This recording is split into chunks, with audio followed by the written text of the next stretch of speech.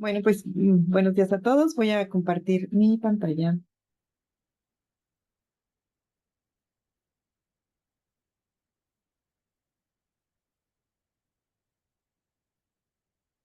Mm, les ando compartiendo otra cosa de mi hijo. Ya. Bueno, hoy quisiera iniciar la sesión platicando un poquito acerca de la experiencia en la revisión sistemática de la literatura. Principalmente quisiera que me platicaran a qué problemáticas se enfrentaron, qué fue lo que aprendieron de esta revisión sistemática de la literatura. El día de ayer entré un momento a la plataforma y de repente le compartí ahorita a la maestra Nimbe que veía que aún en el momento en que yo ingresé todavía no habían subido los trabajos. Y bueno, dije, bueno, pues hagámoslo en plenaria y platiquemos, ¿no? Más allá de yo poder revisar el trabajo, y platiquemos cómo les fue. Y entonces, bueno, pues son dos. Y vamos a quiero escuchar, quiero que me retroalimenten cómo se sintieron con este ejercicio.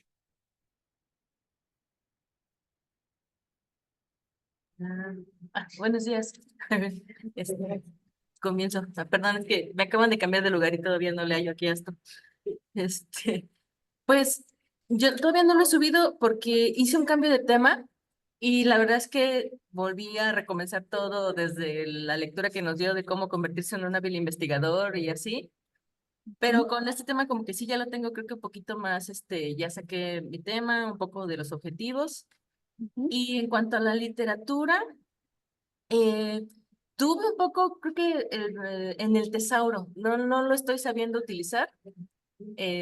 No encontré como por ahí cómo usarlo. Me faltó ver algún, porque sí vi volví a ver el video de que tuvimos la clase pasada y el video de la clase que no pude entrar, pero aún así como que no le hallé la forma. Me fui a Redalic y me fui a Dialnet y ahí sí ya con los filtros, la verdad es que sí se me hizo mucho más sencilla la búsqueda de artículos. Llega un Ujú. momento en que en los buscadores en los que entro me vuelven a salir los mismos artículos con las palabras que yo busqué. Pero aún así sí encontré el bastante, pues no sé si bastante, pero sí, al menos información al respecto ahorita del tema que es el aula invertida. Ah, ok. Ujú. Este, sobre ese tema y sobre el blended learning y sobre lo que es la educación inversa. Sí, Ok. pero sí, me fue mejor en los otros buscadores que la verdad que en el, en el Tesauro. Pero creo que es más que nada mi falta de todavía, como de saber utilizarlo un Mm. poco. No, el tesauro es una guía, pero no siempre vienen todas las palabras que quisiéramos. Por eso, de alguna forma, también yo les comentaba que a veces los artículos que vamos indagando, revisando, traen palabras clave y son los que nos pueden ayudar a ampliarlo o a recuperarlo desde otro punto de vista, ¿no? El tesauro de repente es útil, pero no siempre tiene todo lo que quisiera. Y a lo mejor porque se trata de semánticamente se trata de una cuestión más internacional a nivel mundial, ¿no?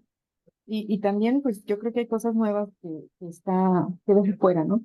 Pero sí, también puede ser identificar palabras claves a partir de los otros artículos que yo voy descargando. Esos artículos también traen palabras clave y esas Sí, palabras clave me pueden ayudar a, a buscar, a ver qué otras palabras clave yo ajá. puedo utilizar en eso. Sí, sí, ya me salió enseñanza activa o aprendizaje activo, por ejemplo, que no lo había yo ocupado. Entonces también ahí sí Ok. me salieron en las bibliografías que encontré, ya Ujú. otro tipo de palabras para buscar. Muy bien, Erika. Y a ver, platíqueme me es mera curiosidad, ¿a qué se debió este cambio que la hizo decir, no, Ah, esto no, mejor? sí, es que sí, ya ve que había primero el enfoque de la doctora Furman, porque ella es hacia la enseñanza de las ciencias. Pero aquí en la escuela, las materias que me dan de ciencia no siempre son, o sea, como que con cada semestre a los chicos solamente les toca un semestre, por ejemplo, la materia de ciencias, y de ahí es didáctica de la matemática y así, entonces como que va cambiando.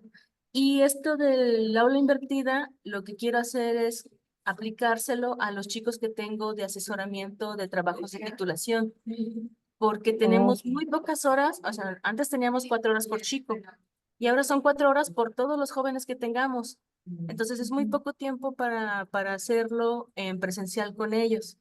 Entonces, ujú, como que sí estoy buscando la forma tal vez de, a través de este enfoque o de este método del flipped learning, del aula invertida, aprovechar todo ese tiempo que no, yo no los veo para cuando al poder verlos ya tengamos, ya vayamos directo a lo que se supone que debemos hacer. Que muchas veces ujú. esta comunicación, cara a cara, pues es así como de llegan con sus dudas y nos tardamos 1 hora de las 4 que tenemos y tengo 4 chicos, entonces no funciona muy bien, ¿no? Y esta del aula invertida tiene toda una estructura para lo que es lo que se les da antes de que ellos lleguen. No es nada más así como de, ay, bueno, te doy estas lecturas y ya, tú las lees y vemos. No, hay toda una metodología, hay toda una estructura que se debe hacer para lo que se les va a dar. Muy Entonces, bien, pues qué esa es la interesante. idea. No, qué interesante. Y es válido, ¿no? O sea, podemos decir, no, como que esto no me cuadra, mejor me voy por acá. A veces resulta que cambiamos un poco, ajustamos el tema derivado de la revisión de la literatura, ¿no? De repente la reviso y digo, creo que no mal, creo que debe ser por acá, ¿no? O sea, también eso permite delimitar nuestro objeto de estudio. Y bueno, pues ahorita acaba de cambiar como al aula invertida, me imagino que es algo que también le apoyaría no solamente en la asesoría, sino también en otros espacios. Pero si aquí va dirigido a la asesoría, pues también podría ser un proyecto de investigación-acción, donde también los alumnos sepan que son copartícipes de esa investigación. Bueno, pues vamos viendo cómo nos va viendo en esto. Muy bien, muy bien. Bueno, yo le estoy sugiriendo, no sé qué haya pensado metodológicamente. Muy bien, Sí, muchas gracias. gracias.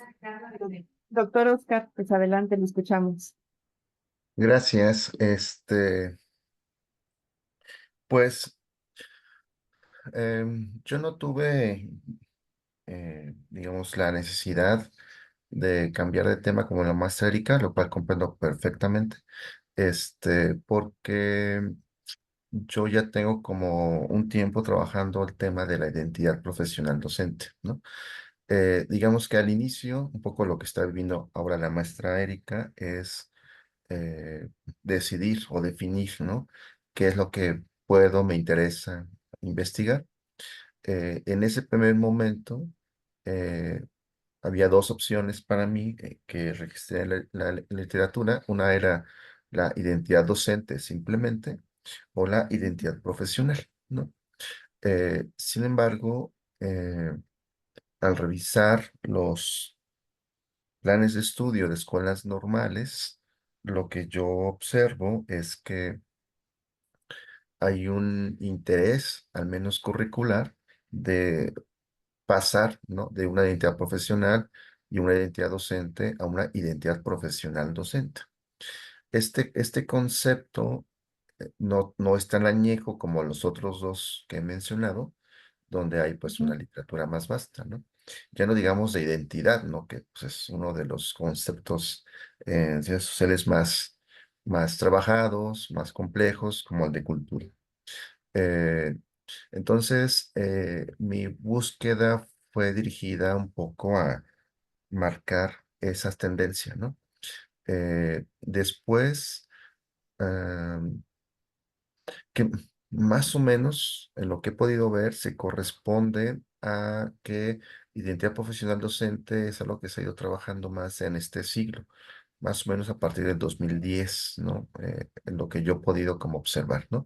Que en mi experiencia como profesor de escuelas normales coincide con el plan 2012, ¿no? ujú, Entonces, creo que no es una coincidencia. Hay algo que me interesó que no es, digamos, no surgió de la búsqueda de información académica, sino del análisis de los planes de estudios. En el plan 2018, por ejemplo, y también lo he hecho en el plan 2022, aunque por supuesto aún no está concluido, no existe nunca en ninguno de los programas la identidad docente, no aparece, ¿no? Y eso me parece sumamente revelador, porque las escuelas normales, por supuesto que suman a la construcción de una identidad. La identidad docente o la identidad profesional docente no depende solamente de la escuela normal, para nuestro caso. hay incluso antecedentes antes de la escuela normal que suman a esta parte, ¿no? Entonces, eso ha sido como muy interesante para mí, ¿no? Como observarlo, hasta donde he podido ver, no se tiene registro de esto. Y lo que estoy haciendo es investigando, sobre todo con estudiantes, cómo ellos han vivido la construcción de su identidad profesional docente, ¿no? En diferentes niveles, tanto en un nivel como muy experiencial personal, eh, pero también en un nivel, digamos, de formación inicial desde las escuelas normales y, por Ujú. supuesto, en la formación que les permite, facilita o obstaculiza las escuelas de práctica, ¿no? Porque no siempre son espacios que facilitan experiencias formativas plenas Mm. o correctas, ¿no? Quizá. Bueno, entonces esos son como los tres ángulos en los que estoy yo trabajando el tema, ¿no? En cuanto a la Ujú. literatura, eh, y es algo que me propondré en breve. Existe un vacío, por ejemplo, en el estado de concepto del COMIE, en el último, eh, Ujú. que aún no sale, la verdad es que es un poco desesperante porque ya llevamos atrasados algunos años, creo que va para tres, ¿no?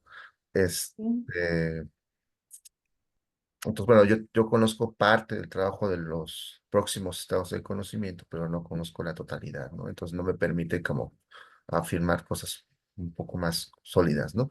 Pero en el anterior, un vacío importante en la literatura, y eso es lo que surgió de mi búsqueda de este ejercicio y de lo que he hecho previamente, es que hay un vacío tremendo sobre y cómo construyen su propia identidad quienes son formadores de formadores, ¿no?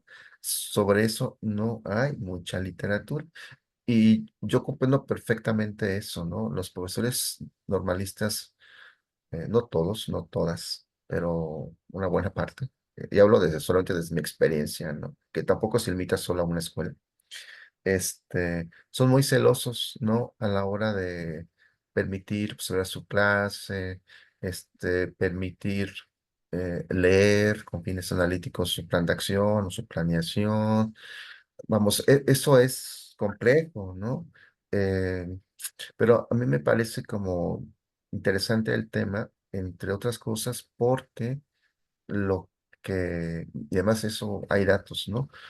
Se está viviendo una transición, ¿no? Muy fuerte en general en las escuelas normales. Bueno, dos. Una es generacional, ¿no?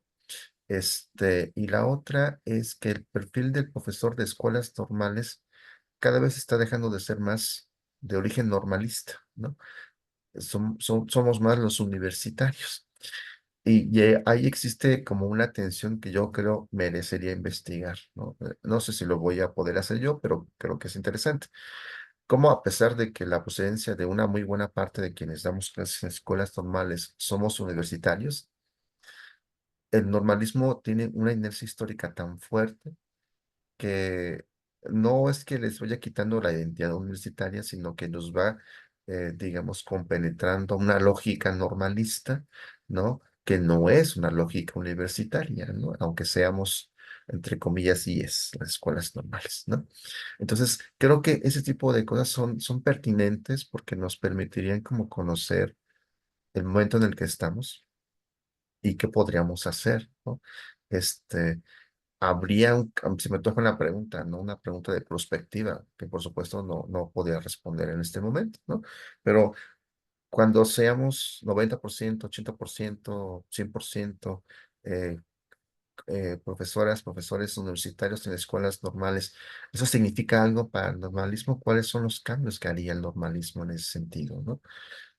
Porque las estructuras de escuelas normales como las conozco yo, pues son estructuras que no fueron construidas por universitarios, ¿no? Es decir, fueron construidas por profesores que se formaron en escuelas normales o que tienen una relación directa con las escuelas normales, aunque su extracción haya sido universitaria. Y al final hay una lógica muy institucionalizada, ¿no? En las normales que es cierto, cada una puede tener sus diferencias, tipo de personal, tipo de contratación, tipo de lo que sea, ¿no? Pero sí existe un montón de elementos en los que coinciden las escuelas normales, ¿no? Casi yo podría, estoy jugando con lo que estoy diciendo, ¿no? Decir quién es un profesor de escuelas normales sin haberlo escuchado nunca, ¿no?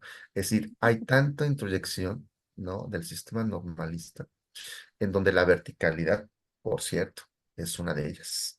Este, eh, y además, esta parte del patriarcado, ¿no? También es muy fuerte. No estoy diciendo que Fuertísimo. no suceda en otras IES, ¿eh? O sea, por supuesto que sucede y sucede más de lo que debería, ¿no? Pero en mi opinión, en las escuelas normales esto es muy fuerte y es algo también bien interesante, ¿no? Porque las escuelas normales, como la educación básica en general, son espacios muy feminizados, ¿no? Entonces, vamos, no porque haya mayoría mujeres quiere decir que no haya patriarcado, ¿no? Las conductas patriarcales no son propias o no son exclusivas, mejor dicho, de los hombres. Y ahí es bien interesante. Por ejemplo, si hiciéramos una revisión de la literatura académica sobre los tipos de violencia o las violencias de géneros que se suceden, eh, por supuesto, porque es muy evidente y es históricamente la más persistente, la violencia que ejercen los varones hacia las compañeras mujeres es innegable, ¿no? Y es estadísticamente sumamente elevada, pero no tenemos investigaciones de cómo entre colegas docentes normalistas se violentan, ¿no? Sobre eso no se habla y hay un vacío gigantesco en la literatura sobre ese tipo de cosas. Ya no hablemos de la violencia que ejercen las instituciones sobre sus propios profesores y profesoras, ¿no? Que es un tipo de violencia escolar o podría caber dentro de esa categoría, ¿no? Creo que eso depende mucho de la formación inicial de quienes estamos en escuelas, pero también, y sería como otra quizá, ¿cómo decir?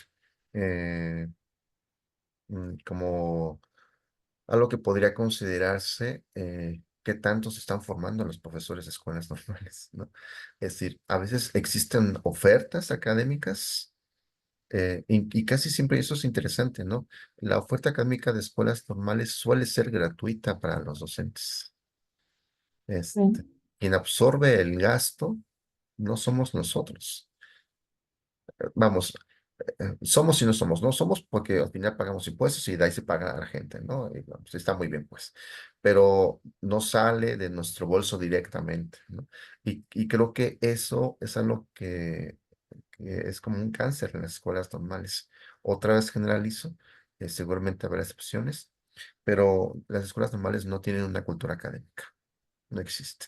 Lo que ellos o lo que ellas, bueno, se asumen como académicas o como académicos, y perdón por la sinceridad de mi expresión, pero tengo elementos empíricos para sostenerla, es otra cosa, ¿no? Es una mirada muy parcial. Entonces, todo esto lo saco a colación porque impacta directamente la identidad de los estudiantes, futuros docentes, ¿no? Este, Hay un desencanto generalizado de todas las escuelas, bueno, no todas, porque no puedo generalizar, pero de muchas escuelas normales, de cómo son formados en las escuelas normales, ¿no?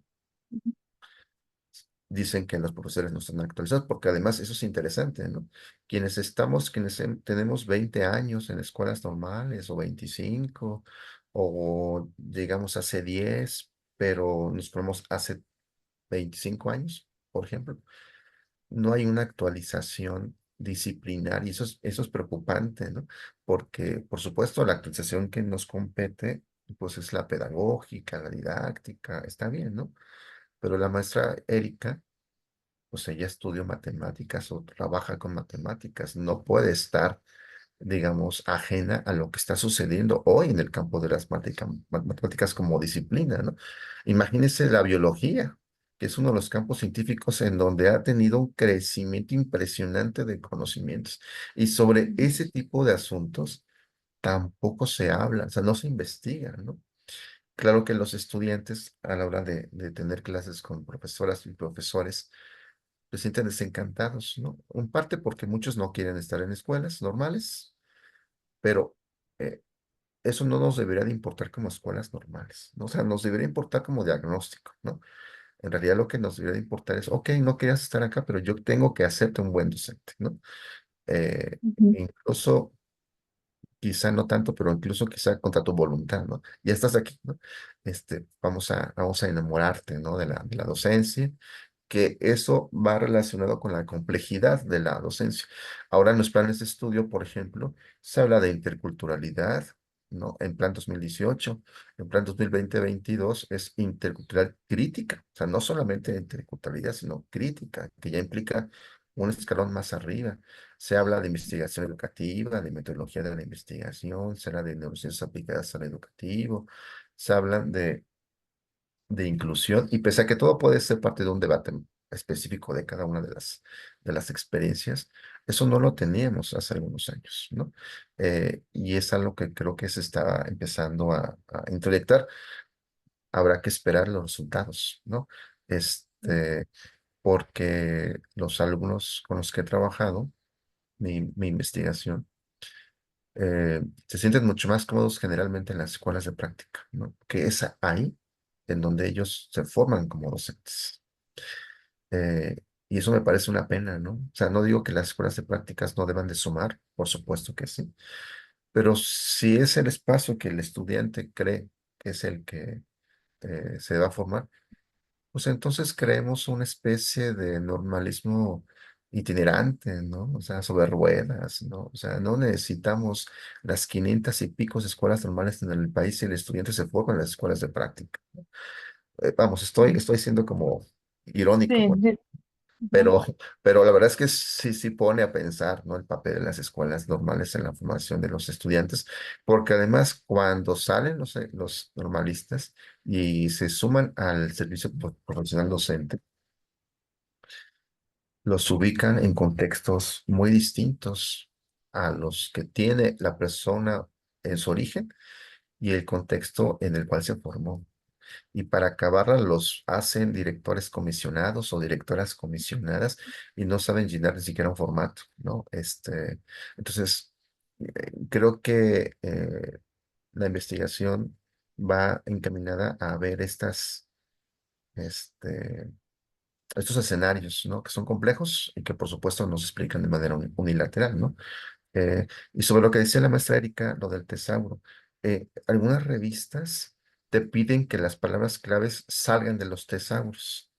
Entonces ahí es difícil a veces porque a lo mejor en el medio normalista veracruzano, por ejemplo, ¿no? Existe una palabra que me parece pertinente para ponerla como palabra clave, pero es un regionalismo o es un localismo, no es el único caso, pues, ¿no? Pero eso no va a aparecer nunca en el tesauro, ¿no? Y entonces uno tiene que buscar como la palabra próxima a esa, porque si no son palabras del tesoro de la UNESCO, que suele ser como una de las más constantes, pues no te aceptan, ¿no? La revisión del documento. Mi revisión fue basada yo entregué anoche mi trabajo, Ujú. este, lo hice a partir de varios buscadores, Redalí, que Cielo, ahí explico un poco la lógica que tomé y Ujú. me permitió, además de conocer de cómo se están haciendo investigaciones sobre mi tema, esta parte de la transición conceptual, que en mi opinión se está dando, porque al final ahora es mucho más frecuente hablar de que seamos profesionales de la educación, ¿no? Eso de profesionales de la educación no se escuchaba en los 90, ni en los 80, y tal vez en Ujú. los 2000, pero ahora es algo un poco más frecuente. No es todavía permanente, ¿no? O siempre, pero cada vez sale más en los discursos, ¿no? Este, y lo que me permitió fue como también encontrar vacíos en la literatura, vacíos que yo puedo desde mi investigación solventar, al menos parcialmente, y posicionarme, ¿no? Teórica, epistemológica y metodológicamente, y además encontrar temas como aquí comentaba, de que no sabemos cómo están siendo eh, formadores los docentes de escuelas normales, ¿no? Que es un tema que, vamos, por lo pronto no puedo investigar, pero ya estoy iniciando a trabajar sobre eso porque la verdad me parece una vergüenza que no sepamos cómo estamos formando, ¿no? Como tampoco sabemos muchas veces cómo se están formando o cómo están practicando los estudiantes normalistas. Eso deberían ser 2 puntos de las agendas académicas de cualquier escuela normal, en mi opinión. Ujú. Bueno, Sí. espero no haberme excedido demasiado. Gracias. Gracias, doctor Oscar. Pues muy interesante. Muchas gracias por compartir cómo fue identificando las palabras, cómo se basa también en el plan de estudios. Y sí, también yo tengo este interés sobre cómo se conforma una cultura normalista, ¿no? Porque podríamos hablar de tradiciones, de ritos, de muchas cosas que crean una forma de hacer y que a la hora que nos incorporamos a una institución, pues ya esta institución ya tiene cierta identidad institucional, ¿no? Nos absorbe, como dice, vamos asumiendo esa identidad, porque son las reglas, ¿no? Del juego. Si no entramos en esas reglas, pues vamos a permanecer aislados, ¿no? Pero también creo que hay que a lo mejor valdría la pena, no sé, que piense, este, indagar algunos antecedentes históricos, ¿no? O sea, cómo se fueron configurando las escuelas normales para tener la identidad que hoy tenemos, ¿no? Y a lo mejor podemos irnos ahí en la Veracruzana, donde surgió la primera escuela normal con Enrique Red Sandman y Lauscher, me parece, quienes configuraron una forma de educar, ¿no? Muy hacia la pedagogía. Sí, perdón.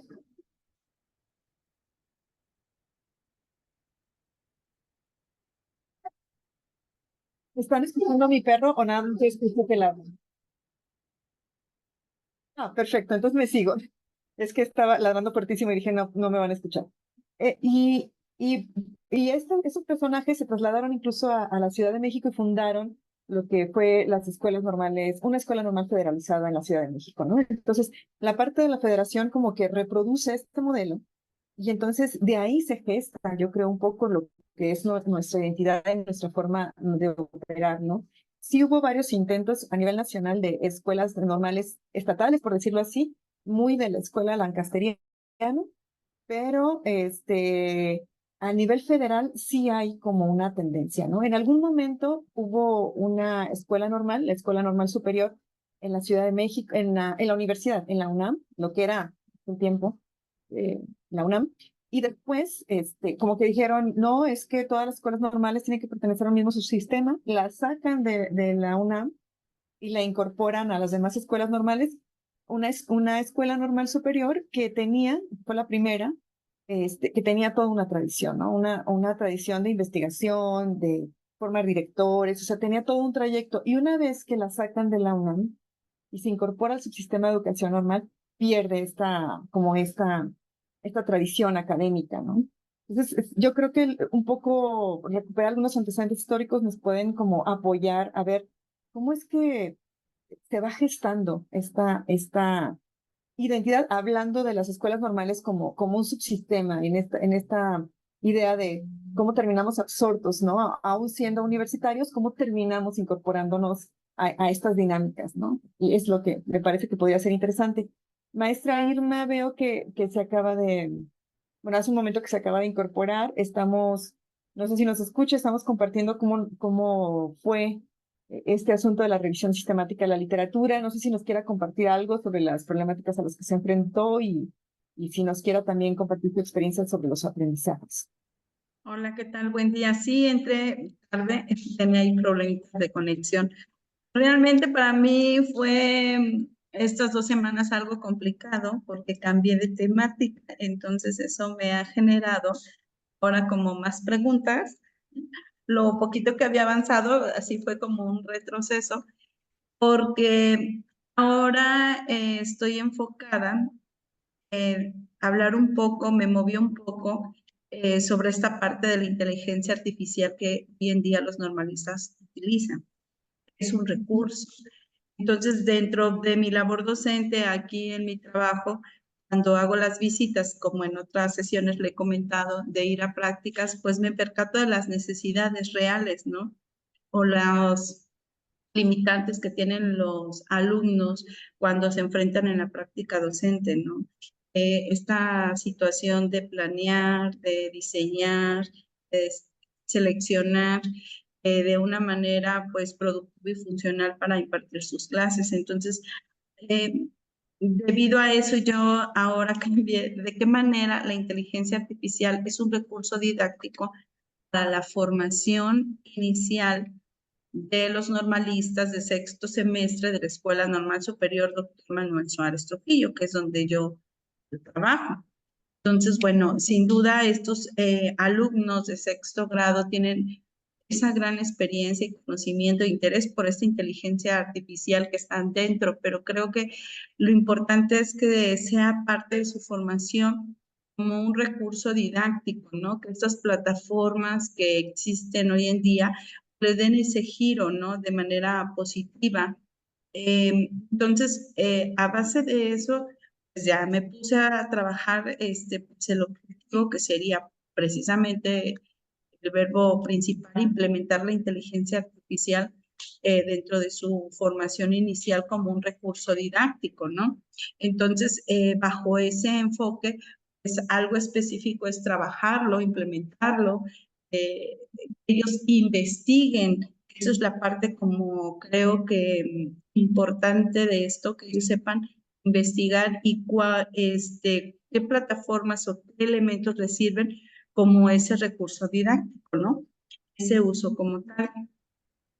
Entonces, como me he ido así paso a paso, haga de cuenta que estoy haciendo otra vez todo lo de las preguntas, el camino, pues es regresarte, ¿no?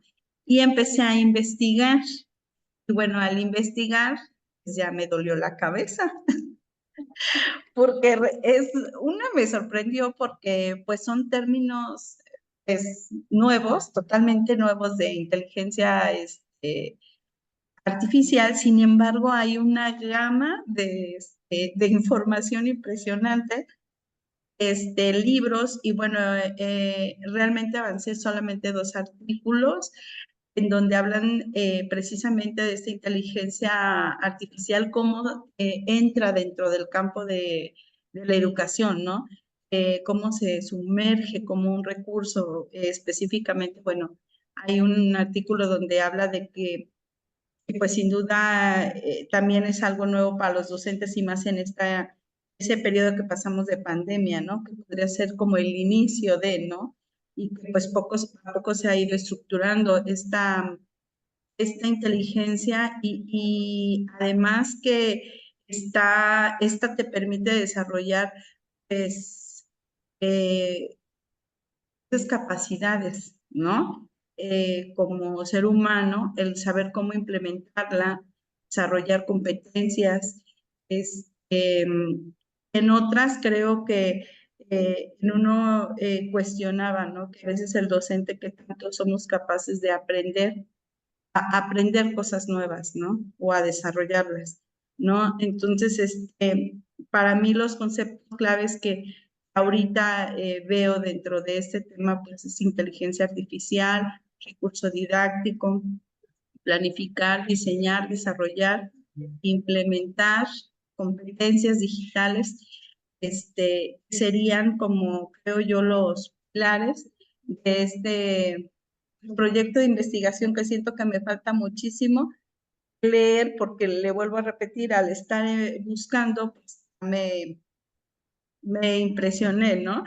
Porque también es parte del perfil, como que me regresé al perfil de telesecundaria ahorita que llevan, que también es parte de, ¿no? Estas competencias digitales. Entonces sí va como muy compaginado, pero sí hay mucho que investigar, mucho que leer, y entonces creo que ya me puse una tarea triple. Muy bien, maestra. Miren, justo, no sé si le tocó, pero también la maestra Erika hizo un cambio y esto es válido, ¿no? O sea, este proceso de investigar y definir un proyecto es un proceso, incluso puedo tener mi proyecto de investigación y aún hacer ajustes, cambios, ¿no? Entonces es válido, es muy interesante, inteligencia artificial y tratar de llevarla al aula, que más que, ahorita nos dice, bueno, yo quisiera que esto, habría que ver qué dicen los demás autores que han hecho en el aula que usted pueda implementar y además enriquecer, ¿no? También me suena a, a la implementación de situaciones didácticas o a la investigación, ¿no? Para que sea un proyecto de investigación y no se quede solamente en la intervención, pero es sumamente interesante y sí, la revisión de la literatura a veces nos cambia mucho la perspectiva, ¿no? Y vamos aprendiendo, a la hora que revisamos la literatura vamos aprendiendo lo que hay, lo que se sabe sobre el tema, etcétera, ¿no?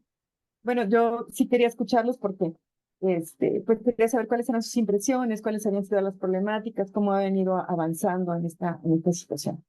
Entonces, bueno, recapitulando un poco, gracias, maestra Irma, para la A delimitación usted. y el planteamiento. Gracias, maestra Irma. Para la delimitación y planteamiento del problema, bueno, es necesario que la persona investigadora conozca el estado de la cuestión, es decir, esta revisión sistemática de la literatura es muy importante porque nos permite saber qué conocimiento existe sobre el tema y bueno, y con ello puedo hacerme preguntas como ¿qué se sabe con relación al tema? ¿Qué problemas se han planteado? ¿Cómo se han explicado? ¿Los resultados son concluyentes? ¿Se han explorado otras dimensiones? Como decía ahorita el maestro Oscar, porque eso me permite saber dónde están los vacíos de conocimiento y dónde yo puedo aportar, ¿no? La respuesta a estas preguntas es de suma importancia porque de ahí se elabora también el planteamiento del problema. ¿Qué es lo que sabemos sobre este problema? ¿Qué se ha investigado sobre este tema? Contestamos, ¿no? ¿Qué es lo que sabemos? ¿Qué vale la pena saber? ¿Qué es lo que decía el doctor Oscar hace un momento? Decía, bueno, pues es que no sabemos cómo estamos formando en la práctica, ¿no? Hay varios vacíos, cómo se configura. Él tiene como varias inquietudes que a mí también me resuenan, ¿no? O sea, también comparto. Y que se tiene poca literatura, ¿no? Eso es cierto. Resultados. ¿Qué vale la pena saber? O sea, ¿cómo justifico esto? ¿Qué valdría la pena saber? ¿Qué podemos saber? Porque es importante saber lo que queremos saber. Es una parte de la justificación y eso permite delimitar. Por eso es muy importante hacer una revisión sistemática de la literatura, porque incluso me permite reajustar mi proyecto, ¿no? Híjole, esto que yo quería saber como que ya se ha indagado mucho, pero en realidad falta esto. O se sabe mucho sobre esto, pero no en mi contexto, ¿no? Porque ya vi que en México no hay, o en Veracruz no hay, y eso me permite como pues, saber, en mi escuela no se sabe qué pasó, o sea, cada quien va delimitando hacia dónde quiere ir la dimensión que le quiere dar, ¿no? Quisiera pensar del aula invertida, hay diferentes propuestas, pero hay propuestas para el normalismo, y a lo mejor ahí está el vacío del conocimiento. No hay, sí, yo me imagino que no hay. Lo mismo que inteligencia artificial, no creo, ¿no? Y es que lo que sucede, que es un poco lo que dice el maestro Oscar, es que lo que hacemos los docentes de forma cotidiana, vemos aula invertida, vemos algo que nos gustó y medio lo aplicamos, ¿no? Pero en realidad no hacemos algo sistemático que nos pueda generar conocimiento como para decir, para la formación de docentes, sí, el aula invertida. ¿Sí? Funciona y para matemáticas, no es como algo generalizado, ¿no? O la inteligencia artificial en la formación de docentes, propongo que sea así y hay estos resultados. Y esto no, o sea, no se trata también de, ay, no, súper bien que me fue, no, ¿saben qué? Por este camino no, también eso se vale decir, ¿no? Tomen este otro porque por ahí no logré, ¿no? Habría y hacer alguna otra cosa. Todo eso se vale y de ahí es importante la delimitación y planteamiento del problema. La sesión de hoy, lo que se busca o lo que pretendo es hablarles un poquito de cómo se estructura un proyecto de investigación. Yo estoy retomando la propuesta que hacen en la Universidad Autónoma de Aguascalientes para los estudiantes de maestría y doctorado en investigación educativa, que es el programa de donde yo provengo de maestría, ¿no?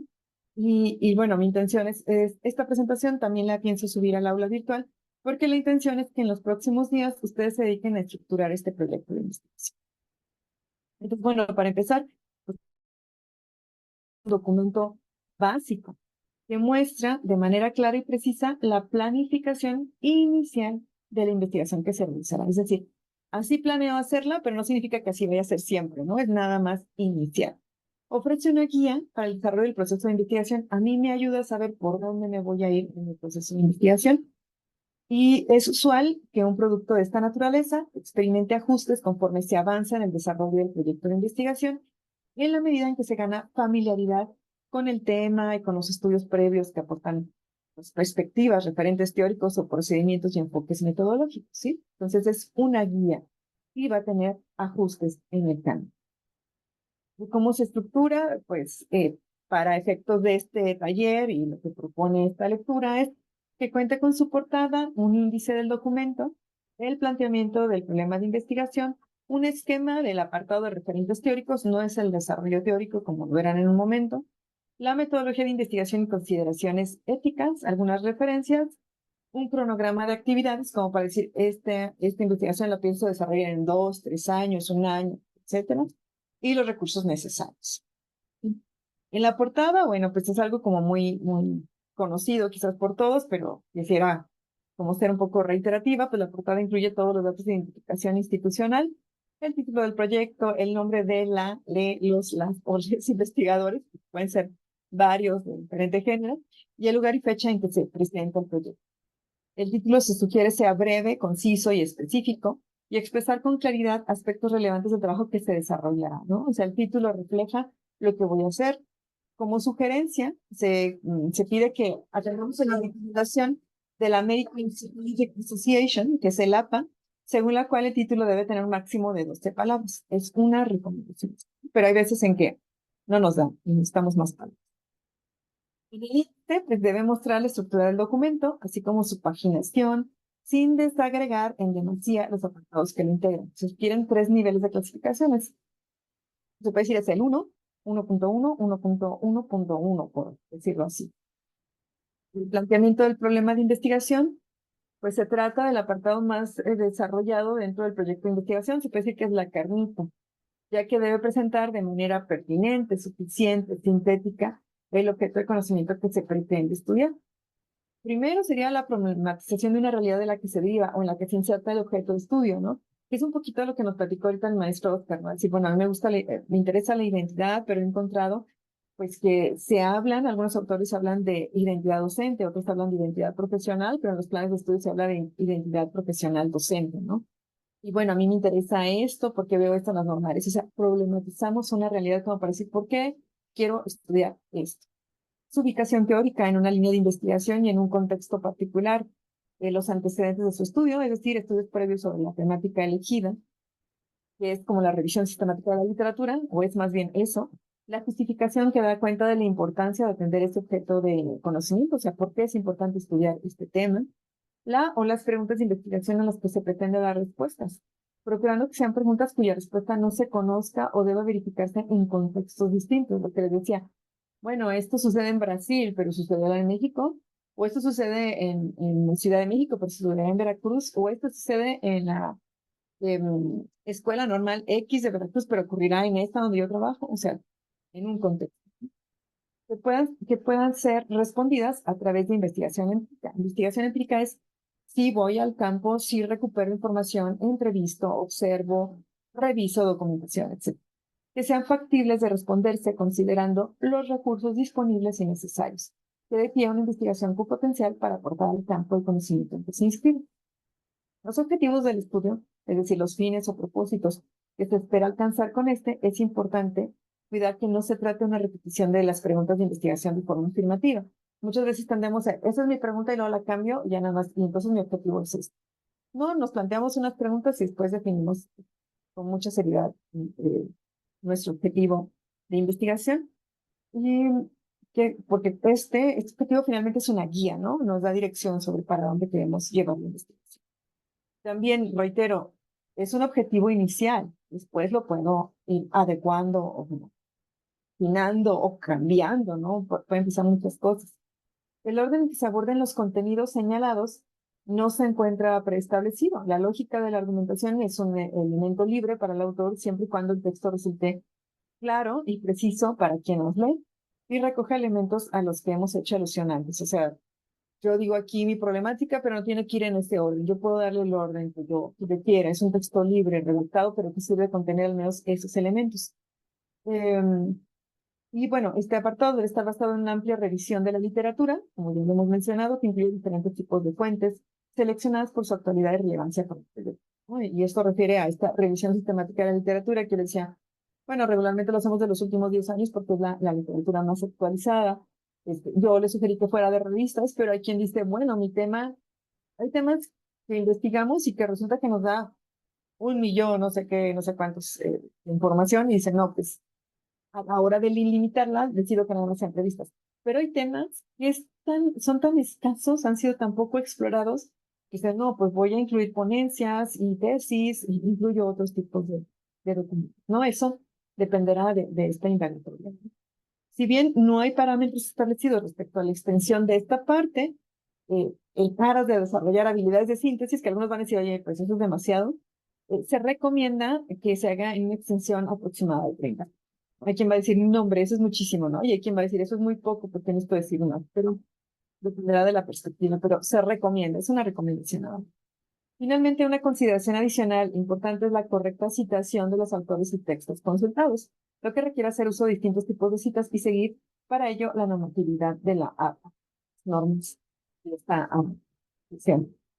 Yo en eso no me he involucrado mucho porque sé que normales, pues estamos en los programas, al menos así lo están pidiendo, pero si alguien quisiéramos una revisión breve sobre la APA, con mucho gusto lo podríamos hacer. Estoy dando por hecho, ¿no? Y además es tan sencillo porque el APA ya tiene su página en internet y le puedes preguntar, oye, ¿cómo cito o cómo referencio un libro? Y te dicen, ¿no? Y te dan ejemplos. Pero me dicen, con mucho gusto yo también podemos trabajar en eso. El esquema del apartado de referentes teóricos, pues aquí en el nivel de desarrollo de este apartado es mínimo, pero obviamente es importante, ¿no? Porque a manera de índice, de hacer un índice, da cuenta de la red de conceptos que sustentarán el estudio, o sea, por dónde me voy a ir. Como les digo, no es definitivo, o sea, digo, bueno, estos podrían ser los temas que yo podría abordar en mi referente teórico en base a la revisión sistemática de la literatura que he hecho, pero igual que también debe mostrar un nivel de desagregación uniforme en lo posible y adecuado al tipo de documento académico al que se inserta, ¿no? Como les decía, pues de preferencia tres niveles. En la metodología de la investigación y consideraciones éticas, bueno, aquí lo que se trata es, en esta parte, es dar cuenta de un plan de acercamiento empírico al objeto de estudio, es decir, el tipo de diseño de investigación que se implementará, las unidades de observación, los sujetos que participarán, las técnicas de obtención de información que se prevé utilizar, el modelo de análisis de resultados que se anticipa, la estrategia general de esta fase del proceso de investigación. Es como decir, bueno, yo pienso que este tema lo puedo hacer, no sé, se me ocurre en el caso del doctor Oscar, pues yo puedo hacer entrevistas a mis estudiantes y a partir de ahí verán cómo se van construyendo esta identidad. Bueno, estoy hablando ya de una metodología cuantitativa. Habría que ver qué tipo de entrevista es, si es a profundidad, si es estructurada, etcétera, ¿no? Entonces, ¿cuáles son los sujetos? Pues son estudiantes, pero no cualquier estudiante, es el estudiante que está en el séptimo y en octavo, porque ya está, tengo que justificar de alguna manera. No ahorita nada más, así como nada más, como chispazos, ¿no? Serán los estudiantes de séptimo y de octavo. Pero regularmente, cuando hacemos un proyecto de investigación, cuando avancemos más, pues tendré que decir por qué a esos estudiantes y no a otros, ¿no? En el caso de cuando trato de hacer una investigación-acción, que es la que les he estado sugiriendo por este asunto de diseñar situaciones didácticas, pues también tendré que decir que voy a trabajar con los alumnos, de qué semestre, qué voy a hacer, porque no se trata de diseñar la situación didáctica, o sea, diseño la situación didáctica, la implemento, pero tengo que recuperar información. Y a veces se recupera información pues, grabando la clase y luego volviéndola como a redactar para ver cuál fue la lógica de esa clase.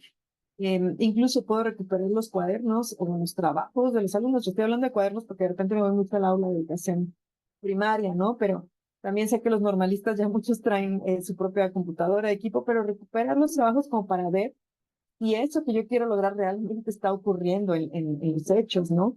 Eh, Igual puedo hacer una entrevista también a los estudiantes sobre sus aprendizajes. Dependerá mucho de mi objetivo y de qué es lo que yo quiero buscar, pero sí hay diferentes niveles. Hay quien dice, bueno, esto es participativo, pero también involucra a los padres de familia, ¿no? Y su educación básica, como mero ejemplo. Y bueno, pues también me voy a entrevistar a padres de familia. Entonces, es parte del proceso de investigación. Este apartado también es importante que considere algunas cuestiones éticas. Dependerá de la naturaleza y característica de cada proyecto. Entre otros aspectos, se cuidará la integridad de los sujetos con los que se trabaje y su consentimiento informado de preferencia a todas las acciones de obtención de información que los involucren. Dependerá mucho del sujeto, ¿no? Pero casi siempre hay que cuidar. Por ejemplo, si trabajamos con infancias, que no es el caso de ustedes, porque son estudiantes normalistas, pues hay muchos cuidados éticos más que tener, ¿no? Incluso la autorización de los padres de familia, saber qué cosas sí puedo o no retomar de las infancias. En el caso de normalistas, sí son mayores de edad, en su mayoría, a menos que estén en el primer semestre, algunos están en este tránsito hacia la mayoría de edad.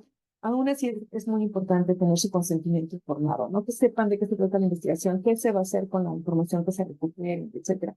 Estoy trabajando en conjunto con ellos. La investigación es una investigación participativa porque ellos forman parte de mi trabajo. Pues también es importante que sepan qué es lo que van a hacer o de qué manera van a participar. Sí, son cuestiones éticas mínimas que hay que considerar. Bueno, la parte de las referencias bibliográficas, pues aquí se presenta el conjunto de obras revisadas que permitieron la construcción del proyecto. Esa es una opción, ¿no? Es importante pues que sean actuales, que sean pertinentes al objeto de conocimiento, que sean de diversas fuentes. Les digo, es una mera sugerencia, porque a veces hay tanta información que dicen, no, yo nada más voy a ir a publicaciones periódicas especializadas, ¿no? Y hay quien dice, no, pues en realidad, no quiero hacerlo así, porque también es una decisión del investigador. Decir, no, pues creo que también es importante, porque hay textos monográficos muy importantes, bases de datos electrónicas, y también las recupero, ¿no? Pero pues son criterios, ¿no? De elección e integración de los documentos. Ahora, también pueden incluirse, identificando claramente que se tratan de eso, un listado de referencias que habrán de ser material de lectura a futuro, análisis, sistematización durante el proceso de investigación. Bueno, creo que este referente es importante, yo debo leer este libro. No es que ya lo haya leído, sino que en un futuro estoy planteando hacerlo. También se puede así manejar las referencias bibliográficas. Debe de incluir un cronograma de actividades. El cronograma es una programación que debe reflejar la duración de la investigación, desde su inicio hasta su término. Por tanto, debe considerar el tiempo total del que dispone para hacer la investigación, así como las fases y actividades del proceso de investigación que se pretende realizar. Esta programación deberá guardar un nivel intermedio de planificación, ni muy general ni muy específica, pero lo suficientemente preciso como para mostrar la claridad que tiene el investigador o la investigadora sobre las principales actividades por llevar a cabo y su ubicación en su horizonte temporal. O sea, ¿en cuánto tiempo lo pienso hacer? ¿Cuáles son las fases que voy a llevar a cabo? ¿En cuánto tiempo voy a hacer una media elaboración de marco teórico? Como les digo, cuando es cuantitativo, pues sí, hay que tenerlo delimitado desde antes, pero cuando es quali, pues se va y se viene, se va enriqueciendo. Entonces, pero sí, hay que decir, pues en cuánto tiempo voy a construir esto, ¿no? ¿Cuándo lo voy a acabar? Porque a veces mi proyecto de investigación tendrá que ver con una demanda institucional, o sea, que me pide la institución, oye, necesito que me tengas esto dentro de un año, o empiezo a trabajar esto, pero ya, o a veces nos dan 6 meses, ya a veces menos. Sobre todo cuando ya eres especialista en el área. Y hay quien se puede tomar su tiempo, hay quien dice, pues a nadie le importa lo que haga, a mí sí, yo me quiero tomar unos 2 o 3 años para hacer. Y los recursos necesarios, debe mencionarse los recursos básicos que se prevé son necesarios para la realización del estudio. No se trata de un presupuesto, o sea, no es cuánto cuesta esto, cuánto cuesta una impresora, sino anticipar qué voy a requerir, ¿no? En recursos humanos, a veces el recurso humano es el investigador, ¿no? Nosotros somos la propia herramienta y a veces solamente contamos con nosotros. Y si solamente contamos con nosotros mismos, pues eso ya limita un poco la investigación que yo voy a hacer, ¿no? Hay quienes dicen, no, bueno, pues voy a hacer, por ejemplo, en mi caso, alguna vez hice 26 entrevistas para un tema de investigación y el tiempo apremiaba y entonces yo sí me dije, no, pues voy a contratar a alguien para que me haga la transcripción. Y entonces, eso sí, hay que preverlo. ¿Cuántas personas voy a ocupar para la transcripción? Una, dos, que no nos, vamos, que alguien me apoye a hacer una transcripción o un registro de un video, por ejemplo, el de video de una clase, pues no es la única labor, ¿no? Implica que nosotros volvamos a ver el video y volvamos a recuperar esa información, porque hay cosas que se le puede escapar a un tercero si no somos nosotros. Y bueno, desde mi punto de vista, como que hay que revisar, ¿no? Hay quien no necesita eso, ¿verdad? Pero hay quienes son más obsesivos. Y hay todavía más obsesivos que yo que dicen, nadie más puede hacer esto más que yo, y eso pues, implica mucho tiempo.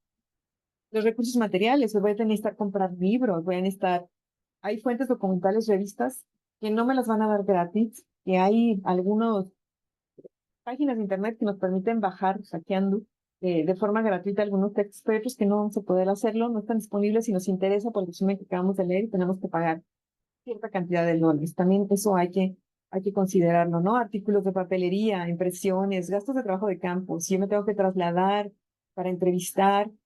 Si yo voy a estar grabando o videograbando, pues la videograbadora, o si voy a hacerlo con un celular, si voy a ocupar un tripié, etcétera, ¿no? O sea, más o menos tener como una idea de qué va a implicar este proyecto de investigación. Y bueno, esta es la referencia, como les decía, yo tomo como referente el protocolo de investigación de la Universidad Autónoma de Aguascalientes, el Centro de Ciencias Sociales y Humanidades del Departamento de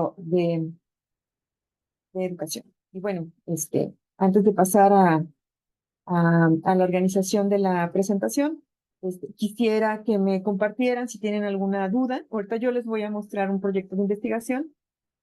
Mi proyecto de investigación voy a aprovechar, pero sí quisiera saber si ustedes tienen alguna duda sobre la estructura o algo que quisieran agregar que crean que es importante en la presentación de un proyecto.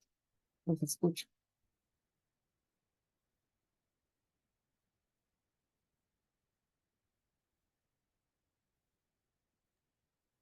Ahorita en la explicación, todo bien, pero siento que es un poco como mis alumnos, que en teoría todo está entendido perfecto y una vez que lo comience a hacer, tal vez puede ahí ya haber dudas. Pero bueno, ahorita por el momento todo correcto.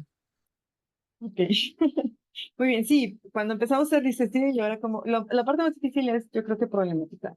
Bueno, a mí se me hace la parte más, que a lo mejor lo demás digo, pues sí, ya tengo el objetivo, ya tengo la pregunta, ya sé por dónde me quiero ir, pero tengo que dar un marco contextual de por qué esto es importante, ¿no? O por qué quiero hacer esto. Y ahí es donde entra un poquito en juego otras situaciones. ¿Alguien más que crea que debemos agregar algo más, algo que sea importante resaltar?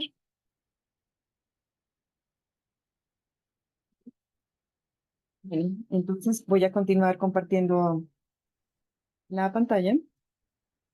Y yo quisiera que ahora pasáramos a la organización de la presentación de los proyectos. Sí se está viendo mi pantalla, ¿verdad? ¿O no?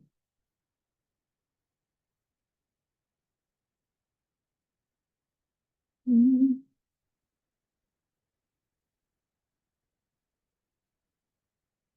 ¿Sí me pueden ver? ¿Sí ven la pantalla?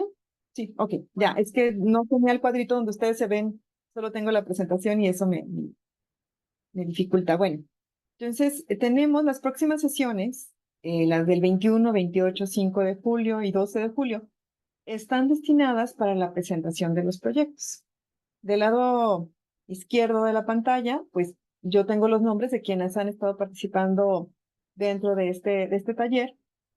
Y yo quisiera, a reserva del 12 de julio, porque tenemos una maestra que tiene una incapacidad y probablemente ella pueda estar disponible pues para el 12 de julio y yo quisiera apartar esa fecha para ella, ¿no?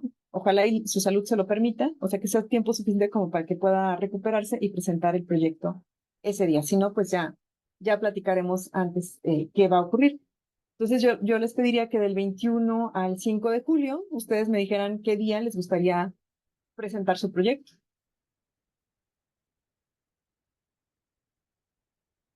Hacen cara de que no quieren, pero sí. Voy a pedir hasta el final, definitivamente. Yo Adelante, también, pues. 5 de julio. A ver, entonces, ay, perdón, un minutito.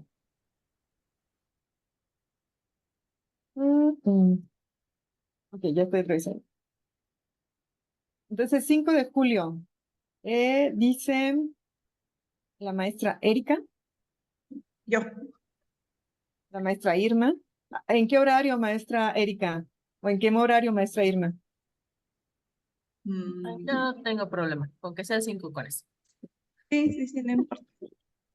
Ok.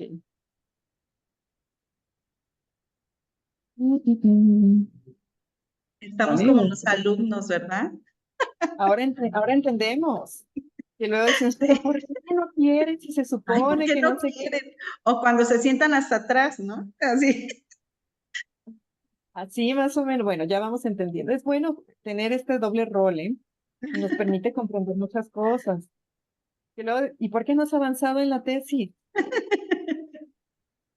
Ya sabemos por qué. Ya lo entendí, maestra. Bueno, aquí la puse a las 9, maestra, como para darle continuidad. La voy a borrar. Si observan, voy borrando como para que no los vaya repitiendo. Gracias, maestra. Gracias, doctora. Maestro Oscar, no, Mayela, no hay problema.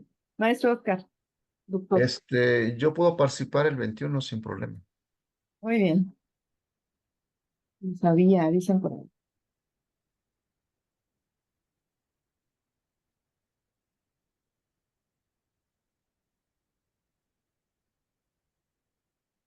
Bien.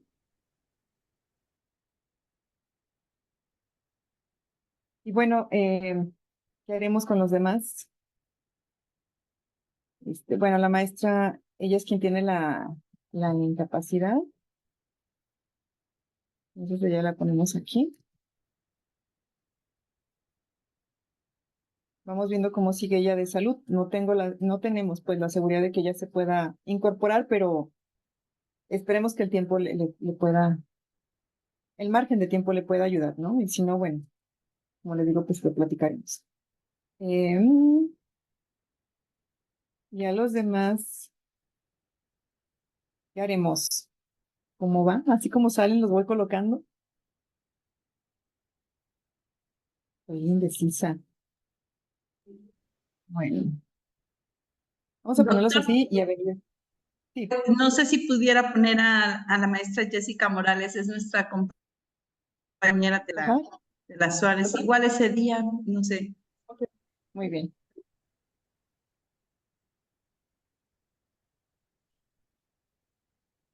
Gracias. No, ok. Es que ella ahorita está en clase, maestra, tiene clase. Sí, sí, ya me había explicado, justo estábamos hablando de ella hace un momento, la doctora Ninde y una servidora, de lo difícil que es tener esta doble participación. No estoy en un curso y al mismo tiempo dejo el curso y luego me voy a tomar otro. Bueno, qué difícil. Y bueno, pues mm, voy a poner a Jersey.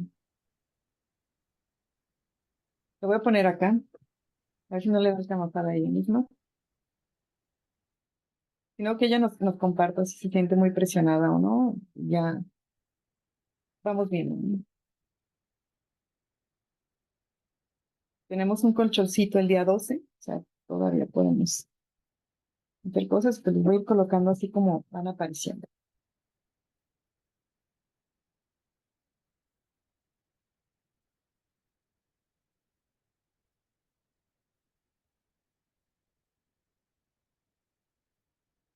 Doctor Julio, bueno, el maestro Julio creo, habría que informarle, creo que es el único que está en otra escuela, ¿no?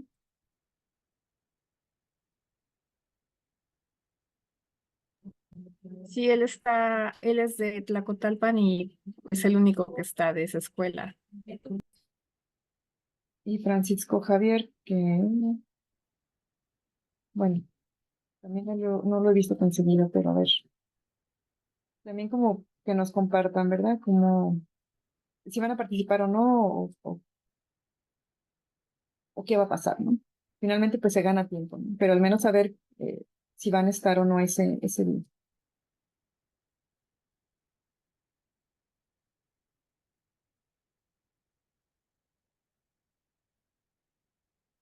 Nos compartan y si no van a estar, yo buscaría la manera de ver a algunos de mis compañeros de maestría o doctorado que nos puedan compartir sus proyectos de investigación iniciales, los que tuvieron inicialmente, y pues a lo mejor podría ser como algo, un espacio enriquecedor, ¿no? De tener algunos invitados, si no van a presentar, ¿verdad? Eso sí sería como importante saber. Bueno, entonces así queda la programación, así estaríamos organizándonos para, pues, para las siguientes sesiones. Comenzamos con el doctor Oscar, luego sigue la maestra Jersey y luego Raquel. Nimbe, de favor, que puedan revisar esta programación los profesores y también sí es importante que con toda confianza nos digan si creen que si pueden o no atender, ¿verdad? Esta actividad, como para poder reprogramar algunas situaciones y hacer como más eficiente el tiempo, ¿no? Que sea enriquecedor. O sea, lo enriquecedor es que presenten su proyecto y que todos hagamos preguntas, ¿no? aunque parezcan, como les decía, a veces, ay, pero si yo no sé nada del tema, mejor si no saben del tema, ¿no? Cuando no se sabe del tema, enriquecen más porque hablan desde otra perspectiva que no habíamos visto. Que pregunten, que cuestionen, eso es lo rico, ¿no? No es, tenemos que estar muy abiertos a recibir retroalimentación, a decir, oye, a mí no me suena eso, o ¿por qué esto? O, ¿sabes qué? En base a mi experiencia creo que también esto, ¿no? Aportar. Es muy importante porque eso nos permite también ir mejorando nuestro trabajo de investigación, ¿no? Y también no queremos salir como allá afuera, ay, ¿qué creen? Investigué esta cosa y resulta que no hay mucho que aportar o que alguien dice, no, esta metodología ya, ¿no? Este, es mejor antes, ¿no? Entonces, bueno, así queda. Esta presentación ahorita se la voy a pasar a Nimbe, no está en la, en la plataforma. Yo le decía a Nimbe que quería, una vez que concluyéramos la sesión de hoy, compartírsela precisamente para que también tuvieran esta programación, ¿sí? Y que les sirva como guía, obviamente, para ver cómo se hace el proyecto. Entonces, bueno, si me lo permiten, y si están de acuerdo, y en una manera muy egoísta, por decirlo así, les voy a compartir mi proyecto de investigación con el que estoy trabajando ahorita actualmente. Ya ha sido modificado, pero dije, no, lo voy a dejar como está. O sea, lo puedo arreglar, pero no. No lo arregles porque pues la idea es que se vea cómo está este proyecto. Y ya más adelante, con mucho gusto, les diré cómo ha ido avanzando y cómo se ha ido modificando, ¿no? Porque en realidad sí se va modificando. A veces de un día para otro, a veces meses después. Entonces, El doctor Oscar tiene la mano levantada. adelante, doctor, por favor. Gracias. Yo tengo dudas sobre la actividad que estamos ya agendando. Dice aquí de 8:30 a 9, es decir, media hora, pero esa media hora es de pura exposición de quien participa, o van a ser 15 minutos, van a ser 20 minutos, 10 de Okay. retroalimentación. Podemos retroalimentar a los otros colegas, no podemos. Hay un formato de presentación de diapositivas, es libre, eh, bueno, cosas como estas, ¿no? Sí, perdón, miren, no les muestro la consigna porque tengo un problema con mi Word, un buen Word, pero sí, la intención, creo que ya está en la plataforma, la consigna. No pensé es una presentación en PowerPoint o similar, ¿no? Hay quien dice, es que yo prefiero Canvas, o es que yo prefiero similar, ¿no? Hay que hacer una presentación. Son 20 minutos y 10 minutos de retroalimentación. 20 minutos ustedes presentan y 10 minutos son para que todos retroalimentemos, ¿sí? Cuando digo todos, es todo. O sea, sí quiero que participen todos, que hagan preguntas, desde las más simples, las más sencillas, las dudas que les surjan, porque eso es lo que ayuda a que nosotros podamos mejorar como investigadores, de verdad. O sea, si no nos preguntan, si no nos cuestionan, si no nos sugieren, va a haber sugerencias que digamos, ok, la noto. Y después veo si es pertinente o no, de acuerdo a lo que yo quiero, ¿no? Pero siempre que alguien entra y nos muestra sus dudas, también nos hace ver como, no sé, es como si estuviéramos en un cuarto y tuviéramos solo una ventana con las persianas abiertas y cuando van las otras dudas, se abren más persianas alrededor y nos terminamos iluminándonos, ¿no? Y viendo cosas que en esa habitación no se podían ver porque nada más había una ventana abierta. Y entonces, esa es la importancia de la participación. Sí, muchas gracias, doctor Oscar. Muy pertinente, sí, se me estaba pasando y es porque tendría que reiniciar mi computadora y esto sería un relajo. No sé qué pasaría en el reinicio, yo no quise hacerlo, dije no sé cuánto tiempo tome y bueno, se llama miedo a la tecnología, pero así es. Gracias. Muy bien, doctor, gracias. De todas formas, en plataforma ya pueden checar cómo está la consigna y hablo de que se trata de un proceso paralelo, ¿no? O sea, son dos acciones las que hay que llevar a cabo. Una, el PowerPoint, y la otra es ya ir elaborando el proyecto de investigación en Word redactado, porque o sea, esta es la presentación, eligieron el último día, está bien, pero bueno, finalmente hay que subirlo a la plataforma porque la intención es que yo lo pueda revisar y hacerles algunos comentarios. Si me lo permiten, con toda humildad, poderles hacer algunas sugerencias. Lo haría.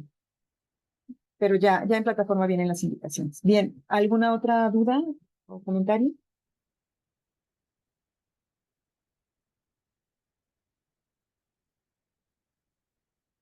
¿No? Parece que no, ¿verdad? Ok, entonces ahora sí, Con todo el egoísmo de este mundo, voy a presentarles mi proyecto. Y bueno, déjenme, ahora ya no los voy a ver porque si veo los cuadritos no voy a poder explicar. Bien, bueno, mi tema se titula Emociones en el movimiento estudiantil de la Escuela Normal de Justo Sierra Méndez en 2017. Como verán, no tiene las 12 palabras que sugiere el APA, origen, protesta, desenlace y consecuencias. Es un título que es tentativo. Y según los resultados iré viendo cómo se va trabajando. Este es un proyecto que presento en diciembre de 2023. Y bueno, este es el contenido que veremos. Este es pues muy sintético y refiere un poco a lo que les acabo de presentar. En la definición del problema, pues las escuelas normales rurales se crean en los años 20 para aliviar la marginación y pobreza en zonas desfavorecidas. En 1930 se hace un diagnóstico por parte de la SEP y pues se encuentran diversas problemáticas y deciden crear mejor en su lugar escuelas regionales campesinas con internados que son mixtos para llevar a cabo actividades coeducativas. En 1938, con Lázaro Cárdenas, se crea una educación prosocialista, pero también comienza un proceso de rebeldía antigobernista de las normalistas rurales, que se acentúa con Manuel Ávila Camacho, quien cerró varias de estas instituciones por sus vínculos con las luchas campesinas, las disputas por la dirección del movimiento magisterial y la rebeldía de la FES. En el 69 hay una reforma educativa que reduce a 14 a estas escuelas y también como una represalia. O sea, esta reforma educativa es una respuesta a su participación en el movimiento estudiantil del 68, porque apoyaron a sus pares universitarios. Desde entonces se crea una memoria colectiva que el cierre de las escuelas normales rurales es una amenaza constante. Y esto pues se mantiene vigente en nuestros tiempos, ¿no? En el 2003, en Macuatza, Chiapas, eliminaron su internado. En 2008, en el Meche, pues fue cerrada. En 2014, en Ayotzinapa, desaparecen 43 estudiantes de manera forzada.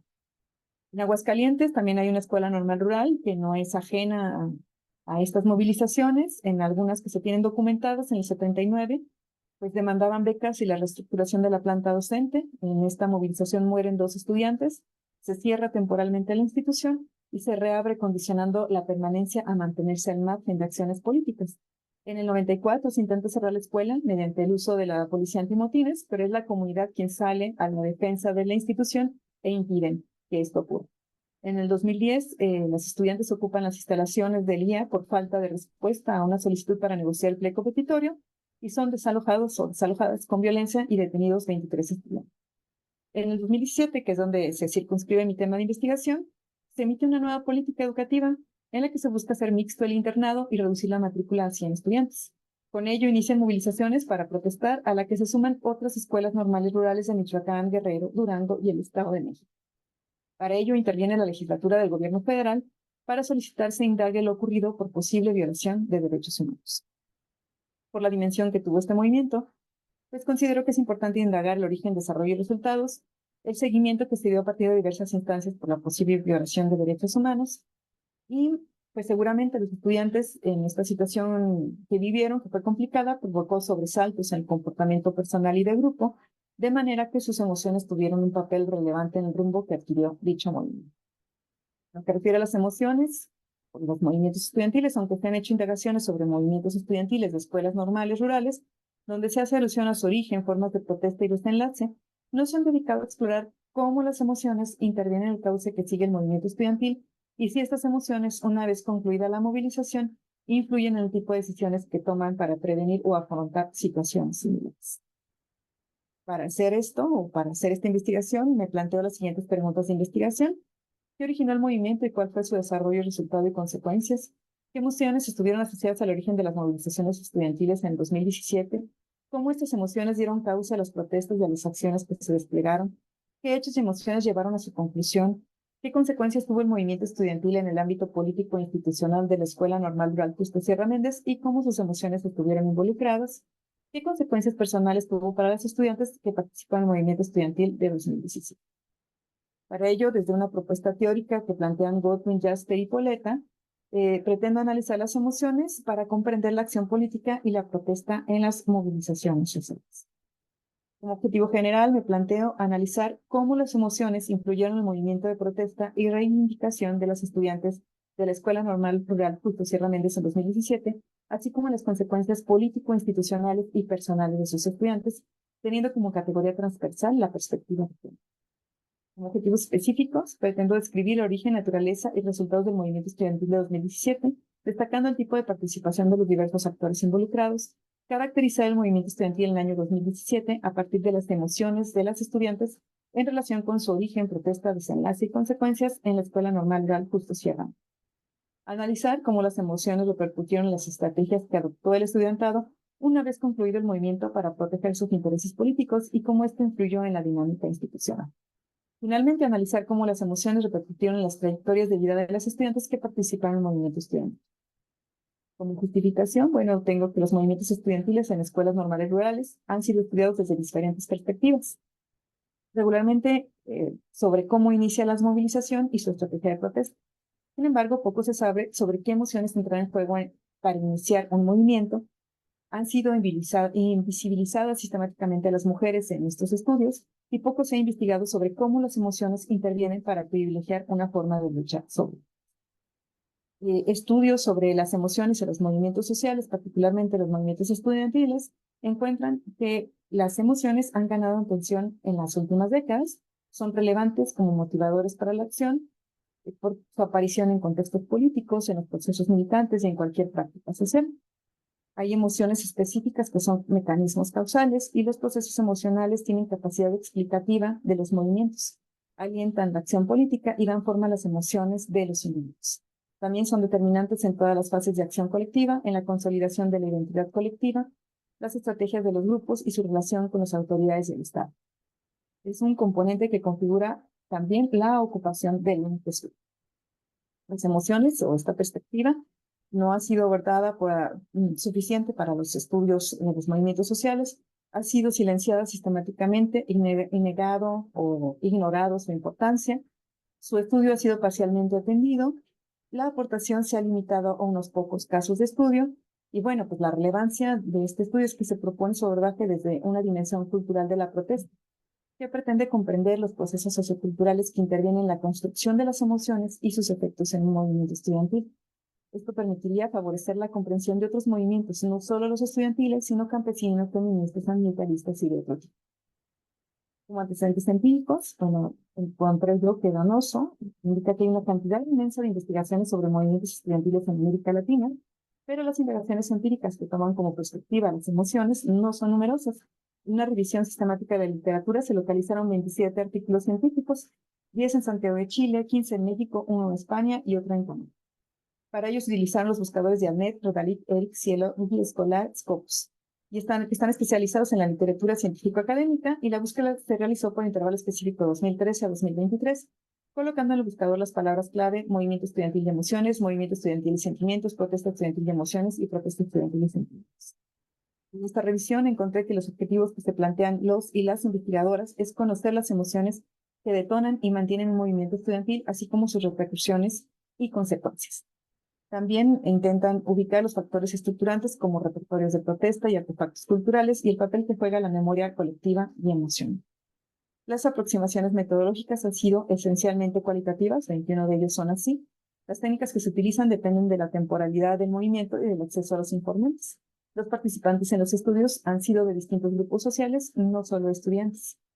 Los principales resultados y conclusiones. Bueno, yo me hago una pregunta. ¿Qué emociones paralizan? ¿Qué emociones dan origen, o inician, movilizan o mantienen un movimiento? Entrando con esta pregunta, encuentro que hay diversas emociones que igual pueden paralizar, igual pueden iniciar una movilización o mantener. Así, por ejemplo, encuentro el coraje, o también podemos ver la indignación, la injusticia. En esta segunda parte de la tabla vemos el miedo, el orgullo, la solidaridad y, bueno, entre otras componentes. De ahí también encuentro que para que se radicalice una movilización, los sujetos lo que hacen es que disminuyen el miedo y la vergüenza, reelaboran su realidad, crean lazos afectivos y hay un aprendizaje y valoración del comportamiento agresivo. En lo que refiere al género, hay reglas del sentir que son que hacen distinciones, ¿no? Hay reglas para los hombres y hay reglas para las mujeres. En los hombres, pues se ve que hay mayores intenciones de participación en una movilización y las mujeres transgreden reglas emocionales cuando se hace uso del espacio público para expresar enojo, indignación y demandas, cuando para las mujeres solamente ha sido exclusivo el espacio privado, o sea, nunca se les ve un espacio público, o difícilmente se les ve allá. En lo que refiere al espacio físico, hay efectos emocionales de pertenencia, de admiración y solidaridad entre los miembros cuando confluyen en un mismo espacio y se crea una identidad colectiva. El uso que se ha hecho de las emociones a partir de los medios de comunicación es que igual pueden crear empatía, tristeza, coraje y rabia para lograr afinidad hacia un movimiento o crear un miedo político para desacreditarlo, invisibilizarlo o asociarlo a violencia sin sentido.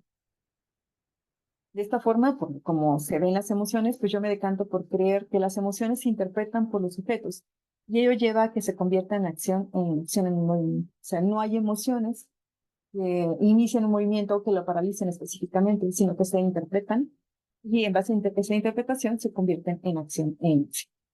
Esta, en ese momento, fue mi propuesta de marco teórico. Yo decía, bueno, pues vamos a hablar de movimientos sociales, que es el enfoque sociocultural de las emociones en los movimientos sociales, las características de los movimientos sociales, los tipos de movimientos sociales, abordar el estudio sociológico de la acción colectiva sobre emociones y protesta, la protesta social, las fases de la acción colectiva de protesta, el papel del trabajo emocional en la protesta, la memoria emocional, los repertorios de acción colectiva y actos de protesta, la elección de las estrategias de los grupos, consecuencias de la protesta social, ya sean institucionales o personales. Y ven, aquí hice un despliegue de 4 niveles. Las emociones en la formación y consolidación de la identidad colectiva, las emociones respecto de las autoridades del Estado, género y movimientos sociales. La metodología desde la que pretendo abordar este tema es esencialmente cualitativo, perdón. Es un estudio intrínseco de casos. Pretendo hacer análisis documental e historia oral.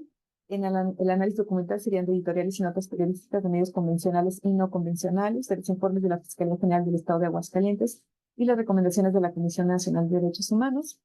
También pretendo hacer una reconstrucción cronológica de movimientos y sus diversas fases. Y en lo que refiere a la historia oral, recuperar el testimonio de estudiantes y egresadas que participaron en el movimiento para hacer una reconstrucción de los hechos desde su subjetividad y el significado que le atribuyen, con lo que busco pues que evoquen emociones de ese tiempo y bueno, pretendo considerar los relatos personales sobre su experiencia. Esto me permite observar la dimensión cultural de la protesta, porque algunos autores dicen que la cultura solamente puede ser observable a partir de entrevistas con los individuos y el análisis de las movilizaciones. No solamente es una de las cosas. En las consideraciones éticas, pretendo respetar la dignidad de las personas y su integridad, obteniendo el consentimiento informado de los participantes en la investigación, es decir, darles un documento donde viene el objetivo de la investigación, qué voy a hacer entrevistas, qué pretendo hacer con las entrevistas, con esta historia oral que me van a compartir y que me firmen, ¿no? Y que sepan que se pueden retirar en cualquier momento de la investigación si así lo desean. La otra es la protección de los participantes, evitando el daño psicológico y emocional. Voy a trabajar con emociones y entonces debo de tener cuidado de no causar daño. Y lo otro es impedir el acceso no autorizado de terceros a los datos que proporcionaron los informes, ¿no? También aquí yo tendría que establecer si yo voy a hacer las transcripciones o si va a haber un tercero y también tengo que platicarlo en el consentimiento. Bueno, yo aquí no meto el cronograma, no lo metí, es un proyecto que pretendo efectuar, pues yo creo que me va a llevar otros 2 años. Y estas son mis referencias y bueno, los recursos ya les platicaré. Gracias. Y esto es todo. No sé si tengan alguna duda sobre lo que acabo de presentarles. Déjenlos ver. ¿Qué les parece? ¿Cómo lo estoy presentando? ¿Dudas? ¿Dónde tienen? Yo quisiera hacer como un tipo modelaje de ya presenté mi proyecto, así podrían hacerlo también ustedes. Y con esta intención didáctica pero también pues estoy abierto a escucharlos de lo que sea.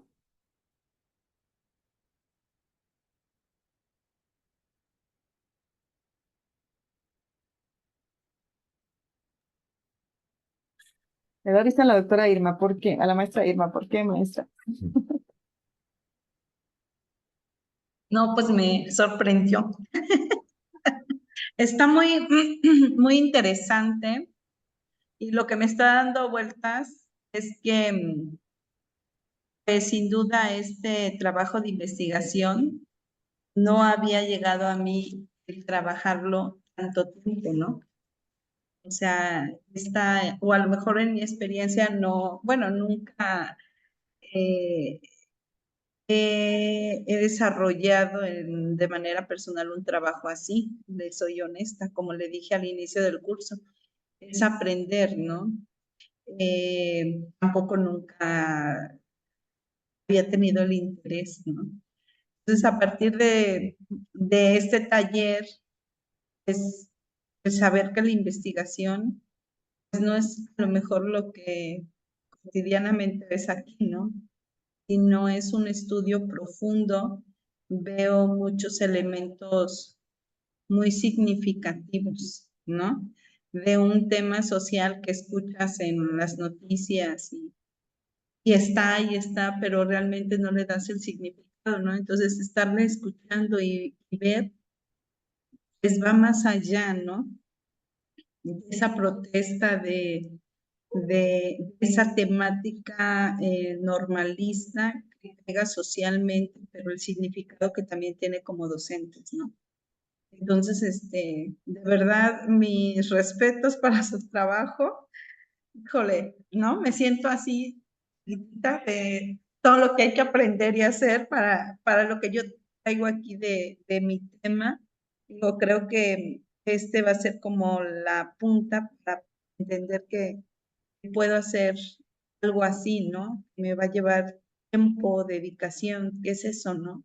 El tiempo y la dedicación, si me estaba haciendo bolas con lo de los artículos y las preguntas, imagínense, ¿no? Es eso, ¿no? Esa dedicación, esa pasión de investigar, así yo lo veo, su trabajo, esa pasión de investigar, profundizar y tener un resultado totalmente productivo, ¿no? Entonces, de verdad, gracias y mi admiración y respeto a su trabajo.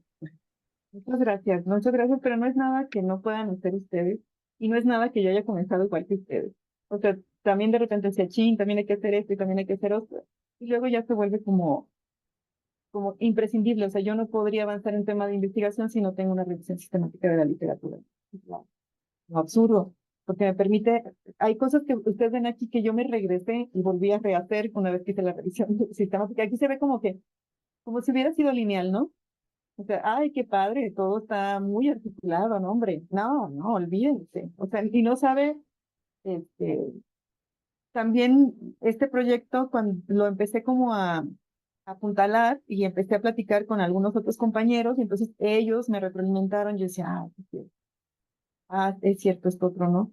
Entonces, parece muy lineal, pero no fue así, o sea, tiene idas y regresos. Así como ustedes dicen, no es, creo que no. Yo pensaba, por ejemplo, las emociones de la parte psicológica. De repente alguien me dice, oye, pero es que lo puedes ver desde lo social y lo cultural, ¿no? Entonces dije, ahora tengo que leer de eso, ¿no? Y la revisión sistemática sí venía, o sea, sí había quien lo trataba de la psicología, pero había quien también lo abordaba de lo sociocultural, pero a veces yo decía, no, eso no, porque yo me voy a enfocar a lo psicológico. Que a veces tendemos a hacer parcialidades, ¿no? Y ahí están los datos, pero no quiero hacerles caso. Y cuando me lo vuelven a decir, digo, no, pues éntrale, ¿no? Aunque no quieras, éntrale por ahí. Y sí, en realidad creo que es el enfoque que voy a tomar, pero se ve muy bonito, a lo mejor, pero tiene muchas idas y regresos, ¿eh? O sea, esos cuestionamientos de, no, ya le cambié, ya le quité, ya volví a modificar el objetivo. Es más, ahorita el objetivo que está ahí no es el mismo. Lo volví a ajustar, ¿no? Entonces, también los específicos volvieron a cambiar. Entonces, quiero que, si es importante que les comparta esto, no es lineal, no es, ya me creé estas preguntas y este objetivo y así quedó para siempre. No, a menos que sea, bueno, ya aún en lo cuantitativo, en la presentación del proyecto hay estas idas y venidas, ¿no? Oh, maestro Oscar, usted abrió el micrófono, doctor. Se me olvida decirle, doctor. No, está perfecto, como usted quiera nombrarme, no hay ningún problema. Eh, bueno, pues me parece que es un trabajo muy pertinente porque pese a que el normalismo sí tiene una trayectoria histórica de movimientos sociales, sobre todo estudiantiles, eso es algo interesante, ¿no? Este, eh, a título personal, espero más de mis estudiantes que de mis colegas a la hora de manifestarse, ¿no? Este, entonces creo que eso es interesante, ¿no? Se reivindica un sujeto colectivo. En cuanto a lo que presentó, pues hay cosas como de, quizá de estilo, ¿no? A la hora de presentar. Eh, Cuando yo hago investigación, por lo general me planteo los objetivos, son general y tres específicos. Cuatro me parecen que estos ya son demasiados. Creo que el 3 y el 4 que usted coloca bien podría fusionarse, pero bueno, digo, dependerá también, ¿no? De cómo va el trabajo. Eh, Ujú, Además de colocar el objetivo como analizar, o sea, la acción, yo ujú, sugiero que también se ponga el cómo se va a analizar y el para qué se va a analizar. ujú, Esto porque se da, o le permite a quien construye el trabajo una vigilancia epistemológica, ¿no? Como lo proponía Bachelard. Entonces, si el objetivo ya tiene claro qué va a hacer y cómo lo va a hacer y para qué lo va a hacer, ya está como más articulado, ¿no? Eh, yo lo que intento hacer con frecuencia es que a cada pregunta de investigación le asigno un objetivo de investigación. Esto me permite tener más coherencia, ¿no? En la investigación. ujú, Eh, con respecto a las técnicas, si usted va a trabajar desde la historia oral, eh, ahí ya está intentando, en mi opinión, ser interdisciplinar, ¿no? Porque, a ver, no es lo mismo hacer entrevistas que hacer historia oral. Son cosas distintas, ¿no? ujú, Entonces, habría que construir un poco esta parte, ¿no? Si te la tiene como muy, muy trabajada. En ujú, lo que yo he visto sobre historia oral aplicado a lo educativo, ujú, me gusta el trabajo de Laura Benadiva, es una colega argentina. Ella trabaja con alumnos de secundaria principalmente, ¿no? Pero lo hace desde la historia oral. ujú, Ahora, ya que estamos en el tema de la interdisciplina, eh, habría que considerar posiblemente, o sea, quizá no sea el objeto de su trabajo, tal vez sea algo que sobrepase, pero eh, habría quizá la posibilidad de justificar el texto desde lo que en la historiografía profesional se llama historia del tiempo presente. Es una de las líneas más novedosas que tiene la disciplina o la ciencia de la historia, ¿no? Esto ujú, es interesante porque su trabajo no está sucediendo in situ, ¿no? O sea, ya sucedió. Y eso genera problemas eh, epistemológicos, ¿no? Es decir, usted habla de las emociones, me parece un tema sumamente interesante, pero recabar las emociones que sucedieron en un tiempo específico, porque me parece que no fue todo 2017, ¿no? Fue una parte del 2017. eh, 7 años después, 8 años después, híjole, eso, no digo que sea ujú, imposible, ¿no? Pero sí genera, ¿no? Una especie de metodología que requiere tener como mucha precisión de cómo hacerlo. Particularmente porque si bien es cierto, habla de emociones, las emociones están asociadas a la memoria, ¿no? Y la memoria es selectiva, ¿no? Es decir, eh, si va a ser historia oral con algunos de los estudiantes que participaron en este movimiento, eh, va a perder como esa parte, ¿no? De las emociones de momento. Ahora, ujú, usted mencionaba de los medios de comunicación, habría que ver qué tanto seguimiento se le dio, ¿no? A esta parte. Y quizá ahí haya entrevistas de los estudiantes, tal vez ellos hayan usado redes sociales. Es decir, creo que por esa parte, creo que poder recuperar las emociones más vinculadas al momento desde ese ángulo que desde las entrevistas o desde la historia oral, ¿no? En mi ujú, opinión. ujú, Eso sí, le implicaría trabajar desde otra metodología, ¿no? ujú, Eh, y bueno, sobre las emociones, ahorita que mencionaba algunas de ellas, eh, ujú, no sé si valga la pena considerar también los ujú, sentimientos, ¿no? Porque las emociones son más de corte espontáneas, ¿no? Y los sentimientos son construcciones un poco más amplias en el tiempo, ¿no? Y sobre esto, por ejemplo, esto que decía usted de lo que ha podido observar, registrar en la literatura y desde lo empírico, ¿Cuáles son las emociones que participan en el movimiento estudiantil o más bien las emociones de los estudiantes, ¿no? Porque el movimiento en sí no tiene emociones. Quienes tienen emociones son los estudiantes. Ujú. Sobre esto, un paréntesis, habría que ver cómo va a trabajar con sus estudiantes, que ahora ya no lo son, supongo, ¿no? Este, Correcto. van a ser sujetos sociales, van a ser agentes sociales. eh, si es agentes sociales, se tendría que dirigir, tal vez no únicamente, pero quizás sí principalmente, a Ujú. Anthony Giddens, ¿no? Que es el que construye Ah, el tacto, ¿no? ujú. Si su teorización o conceptualización de los estudiantes es sujetos sociales, eso ya Ujú. implica otras cosas, ¿no? Entonces, habría que checar esto. Ahora, sobre los sentimientos, me parece interesante porque al final los sentimientos son los que están mm, participando directamente en los estudiantes para el movimiento. Es decir, un movimiento no se construye a partir de que, sí, hoy tengo ganas de pelearme con la gente, ¿no? O sea, no, porque son articulados. O sea, hay una articulación y más bien pueden ser los sentimientos quienes han provocado esa articulación. Me refiero al inicio, ¿no? Por supuesto que después habrá emociones como decía usted, rabia, etcétera, ¿no? Pero pienso que habría que quizá checar, tal vez no para esta investigación, ¿no? Quizá para otra. O a lo mejor está en sus registros empíricos que tenga que descartar para su investigación presente y pueda recuperar para otra, ¿no? Por ejemplo, el sentido de las emociones. eh, hay un autor que se llama Jean Delémont, que es un historiador francés, que a mí la persona me gusta mucho, Ujú. que tiene un libro que se llama El miedo en Occidente. Sí, ya lo vi. Ese es sumamente interesante. Y hay otros autores franceses, hablo de autores franceses porque son quienes tienen una corriente más de corte cultural, ¿no? Que es interesante. Y hay otro que se llama George Dewey, que se llama eh, Historia de nuestros miedos, año 1000, año 2000. Es un libro además muy bonito porque está profusamente ilustrado. Y lo que hace es Ujú. que compara cuáles eran los miedos del año 1000 con los miedos del año 2000. Bueno, la idea es que eso puede generar tal vez en usted, provocarle alguna cosa, ¿no? ¿Cuáles son los miedos que tienen estos estudiantes que participaron en el movimiento?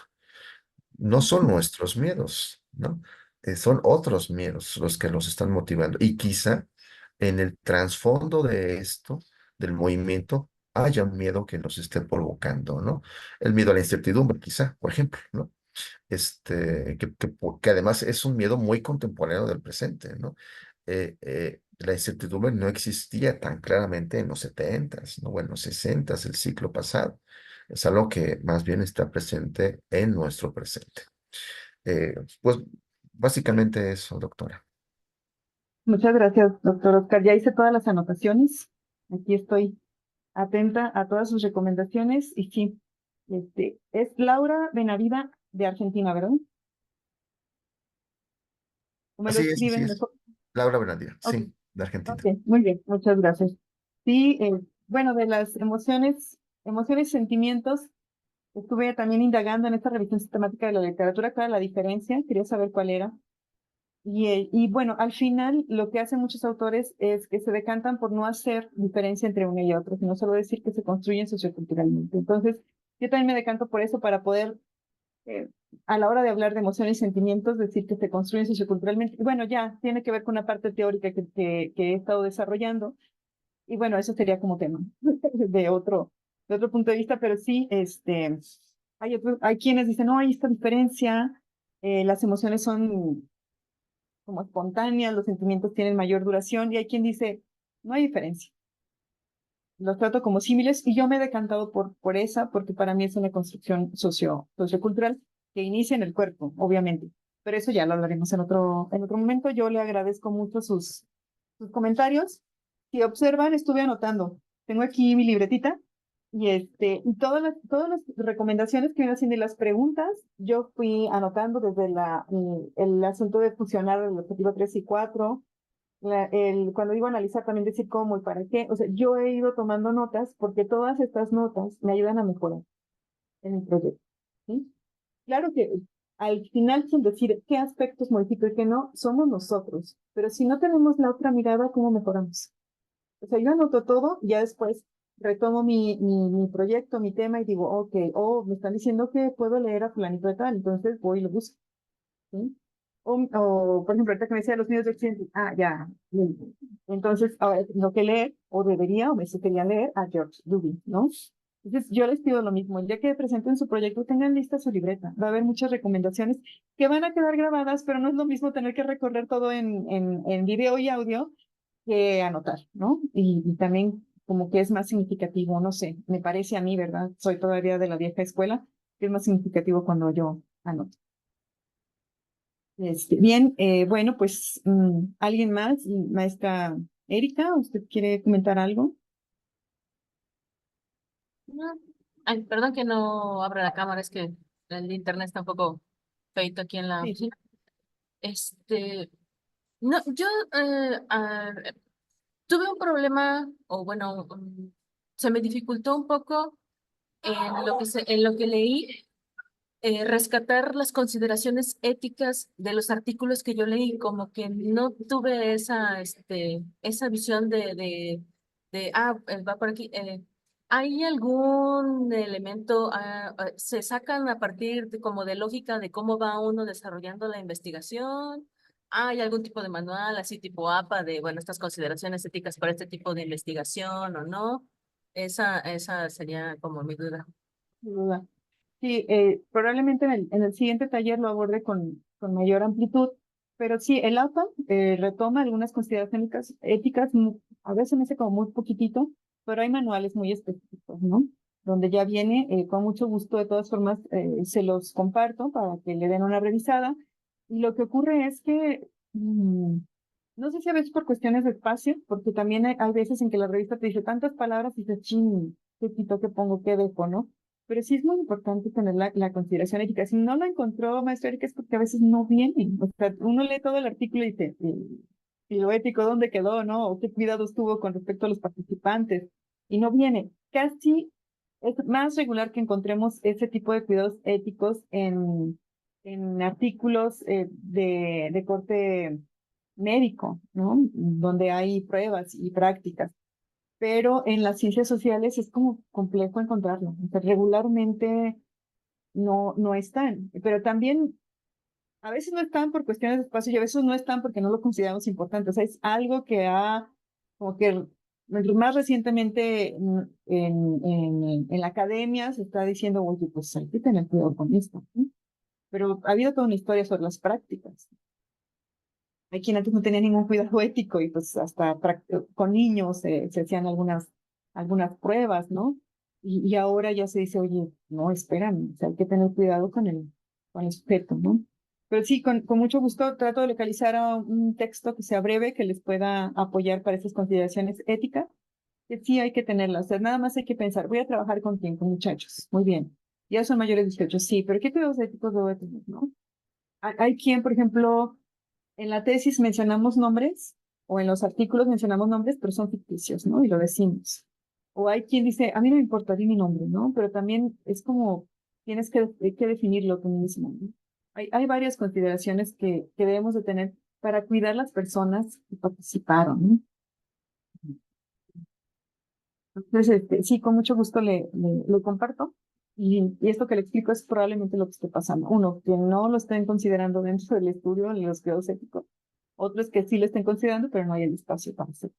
Otros que sí estén y es tan corto el espacio que nos dan que a veces se informó, o firmaron el consentimiento informado, punto, se acabó, o sea, no hay más. No puedes decir más porque no hay espacio para más, ¿no? Ok, ¿Alguna, gracias. ¿alguna otra duda? Bueno. No, bien. Muy bien, bueno, pues son 10:29. Si no hay ninguna otra duda, yo les agradezco muchísimo su presencia en este espacio. Ya vimos cuál es la programación. Ahorita en un momentito más le paso esta presentación a Nimbe para que la tengan presente. Pues de aquí en adelante tienen un doble trabajo, ¿no? Preparar su presentación. A veces voy redactando y luego de ahí sale la presentación, ¿no? A lo mejor es más sencillo. O hay quien lo considera a la inversa, ¿no? Yo primero hago el esquema con la presentación y luego ya me voy a la interacción. Cada quien tiene su propio estilo y bueno, pues muy entusiasmada de poder ver sus proyectos. Que tengan un hermoso día.